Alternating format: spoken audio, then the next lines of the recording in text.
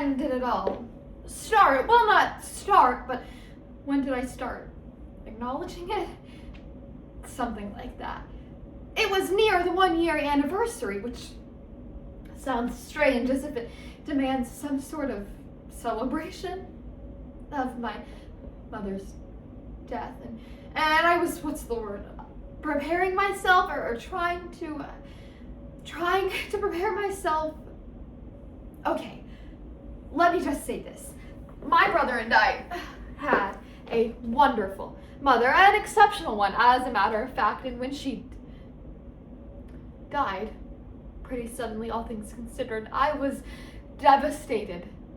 In my experience, losing a mother is devastating in a way that you never expected, and no one could have warned you about, because, well, they just couldn't. It's impossible to comprehend until, well, it happens. Some say you move on after someone dies, but the truth is, you don't move on, you carry on, hauling them with you like an overstuffed backpack you can't quite let go of. My mother's eyes are forever with me because, well, they're mine too. My grandpa's nickname, Casey Bug, is etched permanently across my skin in bright red ink, and sometimes this backpack feels like a light carry-on. Other days, it's a suitcase so heavy the wheels drag and squeak behind me. Because the truth is, losing a loved one doesn't mean they're gone. Rather, they live in the baggage we refuse to jettison. But what happens when the weight becomes more than we can bear? We have to tell ourselves to carry on. By Jamie Webb. Anyways, I had set the date aside. I knew I wanted to be in this sort of self-aware, self-protective space.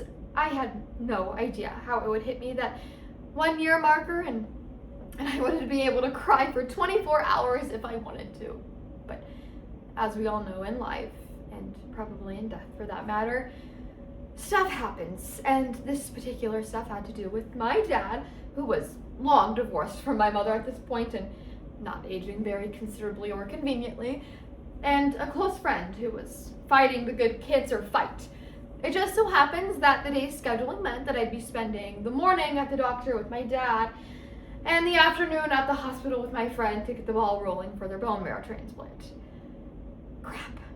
Not at all how I wanted to spend my poor me. My mom died a year ago. Now what day with? And I have to admit, I felt pretty bad about it. I mean, not bad enough to cancel on my dad or my friend, but enough to wallow to another friend over a few too many drinks. I cleared my whole calendar so it could just be me and my dead mother, and now I have to run around town to places that I don't want to be. Except I'm sure I said worse, and I probably sounded beyond piteous because my always dependable cut-the-crop friend said, "Jesus, Beth, why don't you just take her with you?" What? Why don't you just do what you need to do and take your mother with you? I was about to ask her what she meant by that. I mean, I had a container of ashes that I'd been meaning to spread in my garden per my mom's request. So was I just supposed to? But as I thought about it, take your mother with you, my hand moved to my heart. And in that moment, there she was. It was as spiritual and as physical as anything I'd ever experienced, and I don't care if it had anything to do with the martinis. Ever since that day, I've carried her just in that way. She's here with me in everything I do. Back to my cancer friend, who never even made it close to the transplant. Dead within a year. It was beyond tragic, and I was, of course, feeling her loss. She was a photographer and saw the world in such a marvelous way, a true gift.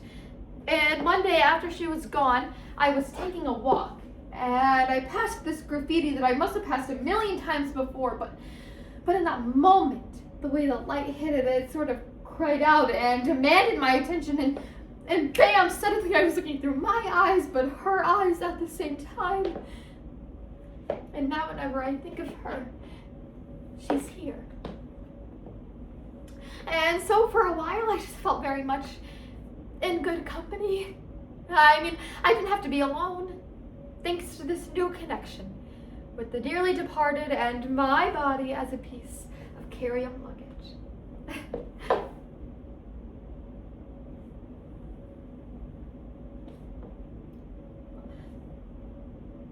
Well, then my brother died. Unexpectedly and dramatically and impossibly unbearable. But we do bear it. We must bear it. We carry on. And so after a few months of emotional hairpin, of navigating the bizarre business of death, what do I do but run right into, where do I put my brother? At first I thought, in here, with my mother. But the truth is, as wonderful as my mother was, they had a very complicated relationship, and it wouldn't be fair to subject either of them to their explosive heart-to-hearts in perpetuum. So what about my brother? I agonized over this for quite some time, until one day while I was driving, it struck me. My hands, my brother was a doer. He was always fixing something, always making something. And so he's in here with me and everything I do. Now, this was all quite a long time ago, but after a while I began to, shall we say, reunite with others. My dear grandmothers, in my arms, one on each side.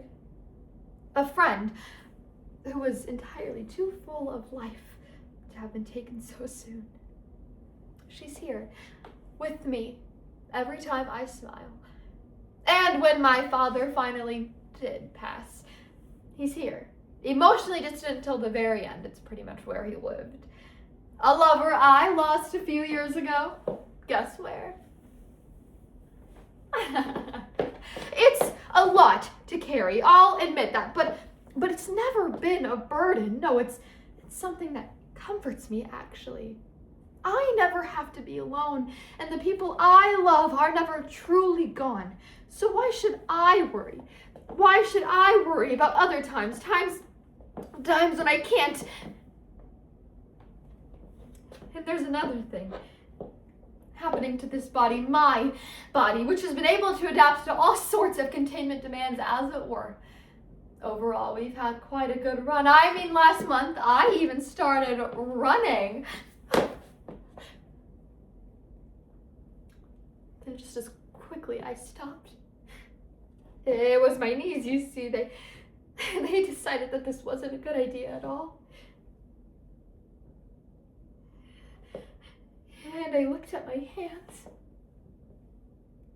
and they'd become an old person's hands. When did that happen? And let's be truthful. My vision's shot. I eat the wrong thing and my mouth hurts. I wake up in the morning and everything hurts. And my heart, all too often, it feels like it's being torn apart. Like it doesn't work correctly anymore. And so for the first time in my life, it's occurred to me not that I'm in any hurry, mind you, but when I am gone, not in this body anymore, what happens to all of them? And then there's this, and all that it carries, all because I didn't have enough time, because I didn't have enough space, because I didn't have enough courage to hold it all together. Without me, what is anybody going to do with a suitcase full of tears? Thank you.